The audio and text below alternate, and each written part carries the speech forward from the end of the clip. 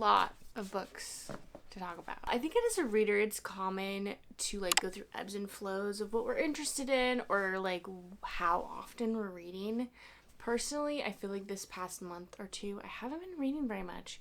I don't even know. I might even be behind on my Goodreads goal. I am just like itching to read. There's a lot of books that I've bought in the past month or so, and I'm so excited for them, and I really want to read them. I'm kind of gearing my fall TBR to the vibes I'm feeling. I have some like academia type themes picked out. I have some mystery fantasy. I have a little short stories, and I have some like kind of spooky vibes. First book I'm going to talk about is called Ace of Spades by Faridah Àbíké-Íyímídé.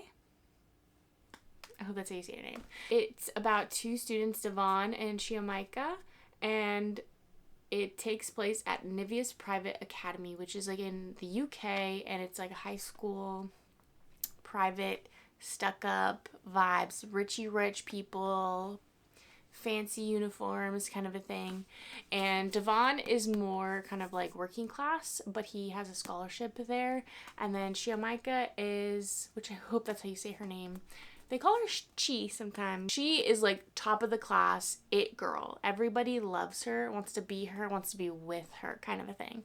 But they are the only two people of color at their academy. Everybody else is at least seemingly Caucasian, from what we've been told so far. So they haven't had that connection. And it's dual POV, so it's told in both of their perspectives. They are both kind of like top of their class students, and this mysterious figure called Aces shows up and is kind of like tormenting them and trying to like reveal their secrets. So we've already learned, just like 40 pages in, we've learned her, maybe biggest secret. I don't know if it's not her biggest secret, then it's something. It's pretty crazy. And then he's already been exposed with something, and we're kind of like starting to learn about the repercussions of one of his secrets that he's been keeping. Other kind of like academia type books on my TBR are Magnolia Parks. I've been having this on my TBR for a while. It like showed up here and there, but I feel like this should give good fall vibes. I also have the old cover, which I wish I bought all of the old covers before they republished the new covers. Because, like, the new covers kind of give these photos on the back of this book. And they remind me of this series I read when I was in, like, high school or middle school called The It Girl, I think. I don't know. But I don't love the new covers. They're just not my favorite. Another romance is Icebreaker. The second book just came out, but I need to read the first book. I haven't read this yet. I've been kind of like waiting because it's like hockey and ice. Ice, winter, cold, weather. That's how my brain works. Next book is a book I got recently. It's called A Shot in the Dark by Victoria Lee. I talked about this in my birthday vlog. This is about a girl, Ellie, and she is returning to New York and joining a like photography? Yeah, a photography study scholarship, and she hooks up with this guy on her first night in New York. She goes to class the next day. He's her teacher. So juicy stuff. It's also super short and might be a nice breather in between like the longer books I just showed. And then I have, this one's just like a random book that doesn't really fit in any of the little categories that I made for myself, but it's Out on a Limb by Hannah Bonam-Young, and I've been hearing so many things about this. She actually has a few other books that she's published, but I think she just got picked up by a publisher, which is amazing. I do think it's on Kindle Unlimited still. I'm not sure. But the cover also just gives me like gloomy vibes. This one literally was on my TBR all last year, and I feel like half of book community hasn't read this and the other has. I have not read The Dead Romantics yet. I actually bought The 7-Year Slip, which is the second book.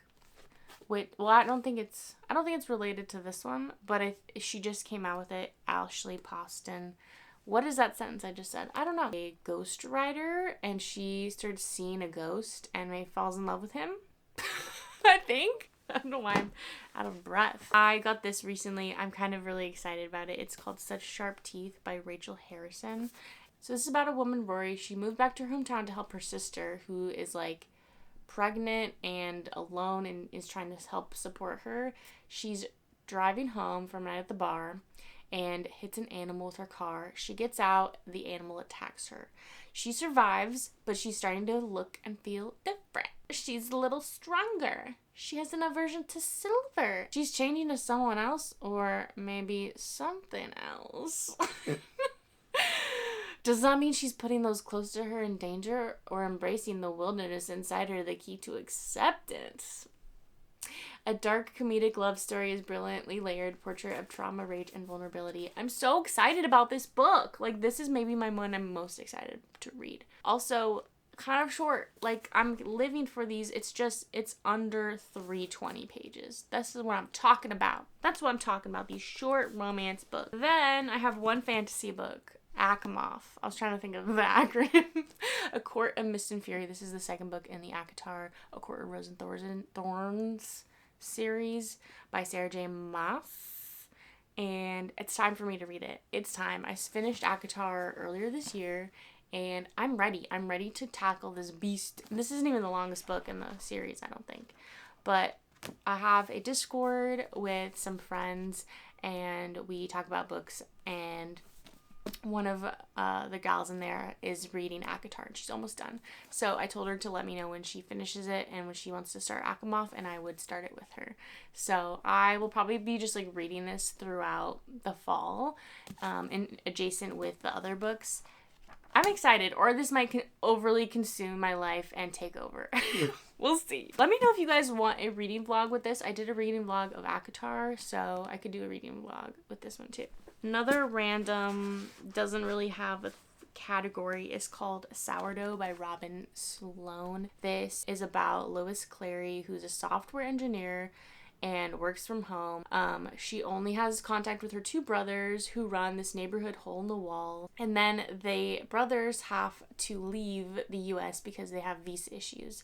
And they have to close up their shop, but they need one last thing from Lois to keep their sourdough starter alive. Lois must keep it alive. They tell her, feed it daily, play music, and learn to bake with it. She's no baker, but she could use a roommate, even if it's a colony of quietly singing organisms. The bread is irresistible and comes out of the oven with the face somehow imprinted on the crust of every loaf. When Lois applies for a stand at one of the legendary Bay Area farmers markets, she is instead invited to join a new secret market that aims to fuse food and technology.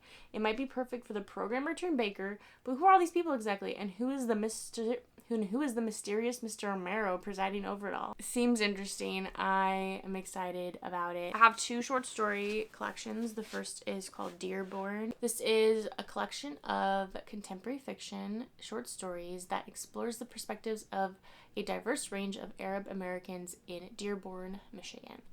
I don't know why this gives me fall vibes. Maybe it's like Michigan, but I loved the cover. I don't think I've talked about this yet in a video. The texture of this cover is, if you can even tell the texture. Can you tell it? Can you tell it? Can you feel it, Mr. Krabs? The next I picked up inside a bookstore in the Essex Market in New York City, and I've been seeing some people read it, so it made me more excited. So this is called Tomb Sweeping. It's set in the US and in Asia, and it immerses the lives of immigrant families, grocery store employees, expecting parents, lab assistants, and you're kind of like getting all these character profiles of all these different people. That's what is intriguing to me about the short stories, is that a lot of them are like character profiles, whereas books like The Bell Jar and Normal People, like they're more like character driven, and sometimes it could just feel like a lot for like a full novel of that one character.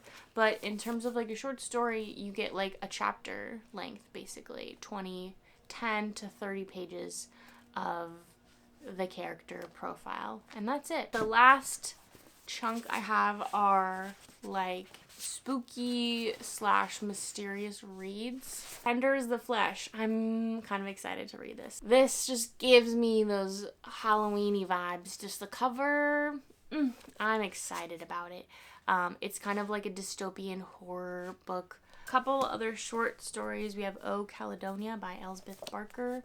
I've had this on my TBR earlier this year. It's a short story about a girl that goes missing, I believe. The body of a 16-year-old girl is discovered in her home, and they don't know who did it. It's very interesting, kind of reminds me a little bit of Twin Peaks based on the synopsis. Gillian Flynn, Sharp Objects. I don't know if this is considered a short story, but it's short. It's smaller than the other books I picked up. It's just like 250 pages. And I love Gone Girl by Gillian Flynn. Gone Girl was like the first mystery book I feel like I read, and I read it maybe 10 years ago. Oh my god. If you don't know anything about Gone Girl, read it. It's so good. I wish I could read it again for the first time. I have no idea what this is about. I kind of want to go in blind, but I know they made this into a show, right? Yep, it's starring Amy Adams. Okay, next two I've had in my TBR before, but same, I'm getting the vibes for it. First is Bunny. This kind of fits in with like the dark academia vibes that I was mentioning before. Like, honestly, I might read this after I finish reading Ace of Spades. It's a little shorter, about a group of rich girls that go to this university and are in a clique, and they initiate this one girl in the clique, and she starts like learning about them and their secrets, their mysteries. Some people like this and some people don't. But again, so like I said, I like weird books sometimes, so I feel like I might really like this.